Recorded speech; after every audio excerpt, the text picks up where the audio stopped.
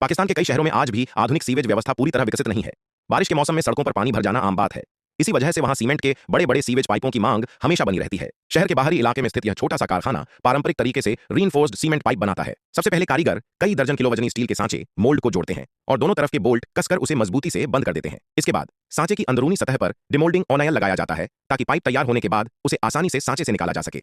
कुछ जगहों पर पुराने इंजन ओनायल का भी उपयोग किया जाता है। हालांकि कई देशों में पर्यावरण और स्वास्थ्य कारणों से यह तरीका प्रतिबंधित है। अब पाइप को मजबूती देने के लिए स्टील की जाली तैयार की जाती है। यहाँ नई स्टील वायर की बजाय पुरानी लोहे की तारों से जाली बनाई जाती है। इसकी मजबूती आधुनिक मानकों जितनी नहीं होती, लेकिन यह पाइप को टूटने और दरार पड़ने से काफी हद तक बचा लेती है। इसके बाद सांचे के दोनों सिरों पर बड़े फ्लैंज लगाए जाते हैं और भारी हथौड़े से उन्हें अच्छी तरह फिट किया जाता है।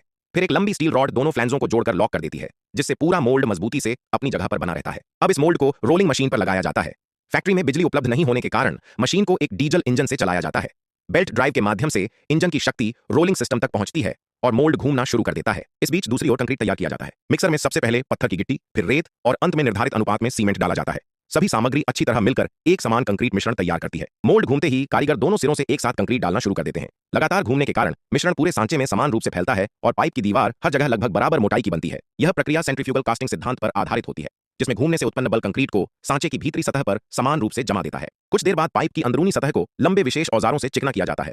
मशीन चलते समय यह काम काफी सावधानी से करना पड़ता है, इसलिए लंबे हैंडल वाले औजारों का उपयोग किया जाता है। करीब 10 मिनट बाद जब अंदरूनी सतह लगभग समतल हो जाती है, तब उसमें सूखा सीमेंट छिड़का जाता है। यह अतिरिक्त नमी सोख लेता है और पाइप की सतह को अधिक मजबूत तथा चिकना बनाने में मदद करता है। अंत में मशीन की गति धीमी कर दी जाती है और तैयार पाइप को सावधानी से मोल्ड सहित निकालकर खुले स्थान पर रखा जाता है, जहां उसे प्राकृतिक रूप से सूखने और सख्त होने दिया जाता है। लगभग 2 दिन बाद बाहरी स्टील मोल्ड हटा दिया जाता है और एक मजबूत तैयार सीमेंट सीवेज पाइप उपयोग के लिए तैयार हो जाता है। सीमित संसाधनों और साधारण मशीनों के बावजूद इस तरह के कारखाने स्थानीय जरूरतों के अनुसार बड़ी संख्या में मजबूत सीमेंट पाइप बनाकर शहरों की जल निकासी व्यवस्था में महत्वपूर्ण योगदान देते हैं।